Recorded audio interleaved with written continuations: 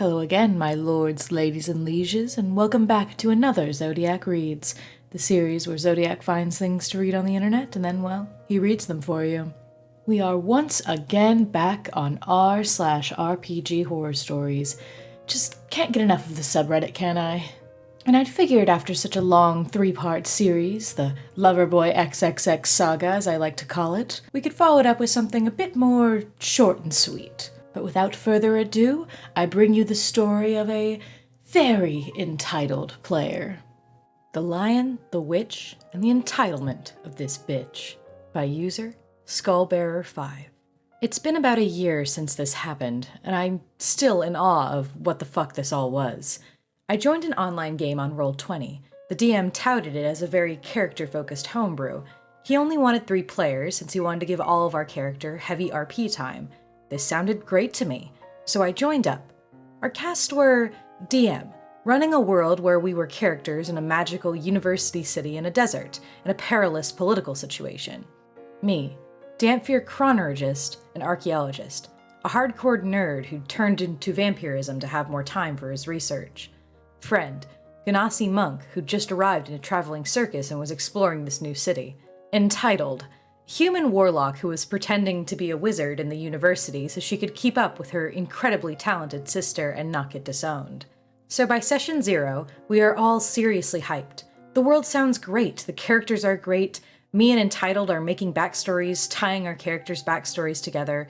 The DM is delighted at how we're taking his concepts and running with them, it's all cool. Then session 1 and we start to play, and Entitled is silent. Like, does not say anything. Me and Friend try and pull them in, asking their opinions, nothing. Short answers or nothing at all. This is our first problem because this is a very RP heavy game. With only 2 people actually RPing, this is draining. But it is fun, and Friend and I are hitting it off great. So hey, maybe Entitled just needs time to warm up to the game. The first 3 sessions are us exploring an old tomb in a low-level dungeon crawl, and still, nothing from Entitled, not a word. They join in with the few combats, but otherwise it's just me and Friend trying to keep the game going. We go back to the university city and warn them of an incoming invasion from a neighboring state. Okay, the DM says, now we'll have a session of downtime while everything is prepared. What are your characters doing? And it's like a dam has burst. Entitled goes into all this detail about what their character is doing with various NPCs, but when our characters meet, they clam up again. I'm confused by this, so I asked the DM if they'd be willing to allow another player into his game. Entitled has been so quiet in RP moments with us, and it's tiring to do group RP with just 2 people. Friend has mentioned a guy he knows who sounds like they would be a great fit. Entitled, can we just stop having group RP? DM, this is an RP heavy game. Yes, but we could just go off and do our own thing and only do the minimum possible amount of group events. Me, what the fuck, BBQ? Yeah, it would be fun if we just didn't interact and just did our own projects, which would maybe sometime interact with each other. That's not D&D. It's how I run D&D. I did it with my players and it was great. Yeah, but you're not DMing this. Oh, but the DM can totally do this. He just needs to run 1 game for each of us. No, I can't. What the fuck? This is literally tripling my workload. No, you can totally do it. It would be a lot more fun than doing everything together. We'd all have our own intrigue and would affect each other even though we never met. I don't want to play that. It would take forever to get to each of our turns. But it's great fun. The DM can totally find a way to balance each character's turn. Yeah, no, I don't want to run that. Oh, this isn't the game I thought it was, leaves. Everyone, what the ever-loving fuck was that? Alas, despite us inviting Friend to join, the DM seemed to have lost heart with this game and it ended the next session. Luckily, Friend and I went on to join another group together and have been happily playing together ever since. But the sheer entitlement in demanding the DM run 3 simultaneous games for each of us just staggered me. They weren't a bad player otherwise, they just couldn't understand that we don't play D&D for some weird solo intrigue game, or that demanding a DM completely change the setup of the session might be a bit of a tall order. Well, certainly lived up to the nickname now, didn't she? First of all, I want to say that, I don't really think that the way she was suggesting she likes to play games is really wrong.